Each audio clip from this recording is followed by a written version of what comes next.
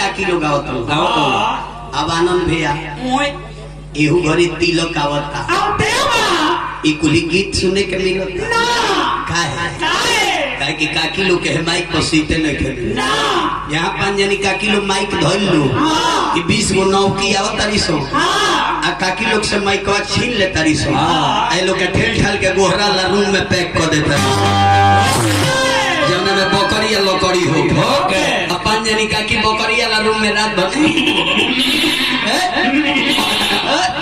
राग भरत तले नौको माइक छीन के हवर हवर गावता अभी दिल को हर लोग दूरे पता नाम नाश्ता करता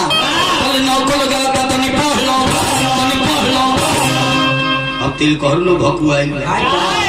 तिलक चढ़ाने आए हैं कि कोचिंग करने आए हैं सखी लोग कहते हैं तनी पढ़ लो हमरा नाश्ता के दीपा पता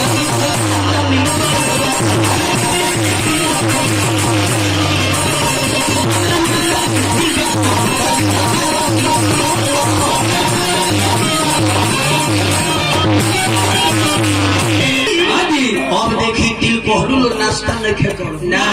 ए लोग के रुमा खाड़ भइल अब मनोज भैया तिल कोहरू लोग डिब्बा उलीट पलीट के पढ़ता का लिखले बड़ी सॉरी तो नाश्ता के डिब्बा पर का लिखा है ऊपर वेलकम साइड में स्वागतम तले फेरू चोंगा में से आवाज आवता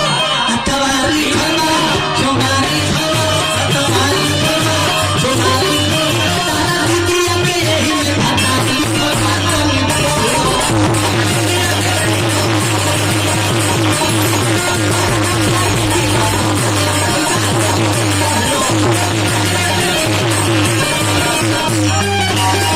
हमारा मनोज भी हजार रुपए पुरस्कार दिल जहाँ रही बना रही महादेव जी के कृपा बना रहो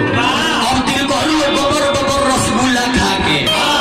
हबर तिलक चढ़ावे चल दे लगा लो जैसे ही एक गोटे गांगन में धरे लालू भाई माइक काकी लोग के दिया जाला काकी लोग आवेला की गाई के गोबारे महादेवा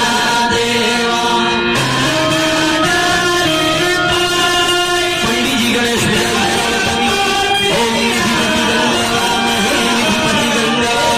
ओम गंगे जगोदा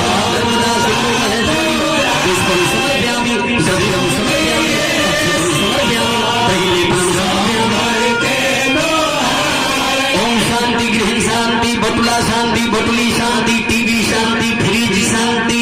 वॉशिंग मशीन शांति वॉशिंग मशीन भीतरी धो दिला हमरो धोए के बाओ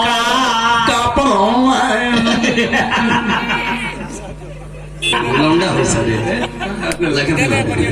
ना हो दुल्हा दैना ते टिक सुई बाबूजी के नाम धरी बकुला पाड़े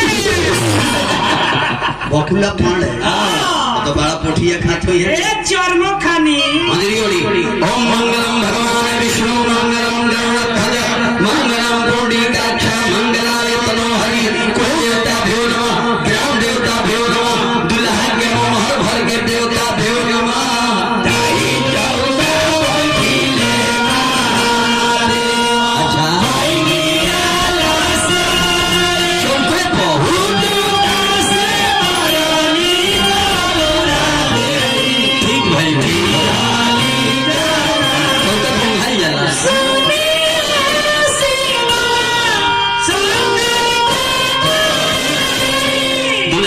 पूर्व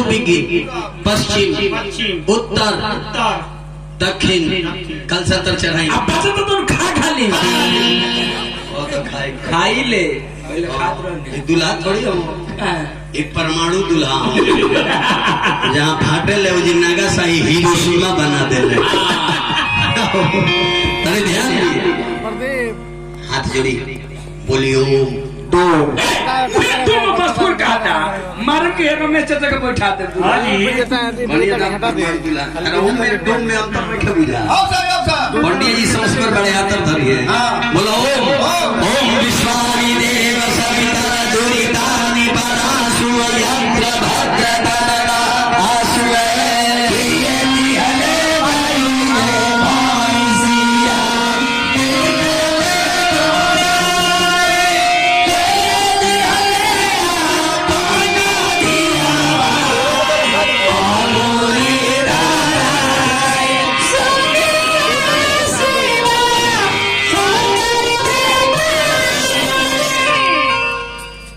हमने के जयकर्ता महोदय आनंद भैया के ने बनी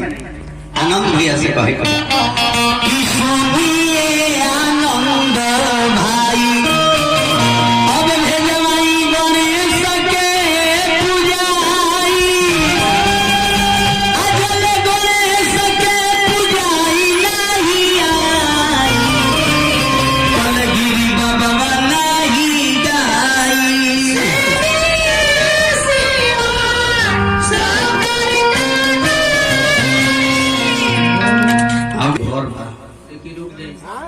जिला में हिसाब हम ना बताइले आन जिला में हेली तब हिसाब बताइले ना